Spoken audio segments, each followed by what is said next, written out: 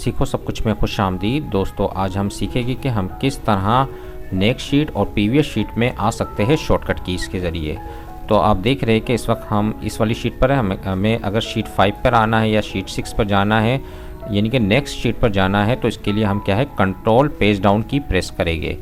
और अगर previous sheet पर आना है तो कंट्रोल पेज अप की प्रेस करेंगे। तो अब पहले हम देख लेते हैं कि कंट्रोल पेज डाउन की प्रेस कर जैसे ही मैं कंट्रोल पेज डाउन की प्रेस करूँगा तो आप देखेंगे कि ये शीट 5 पर आ गया।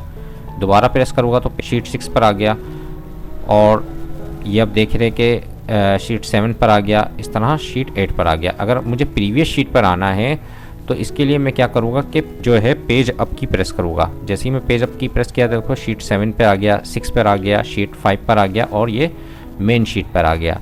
तो इस तरीके से आप कंट्रोल पेज डाउन की से नेक्स्ट शीट पर जा सकते हैं और कंट्रोल पेज अप से प्रीवियस शीट पर आ सकते हैं।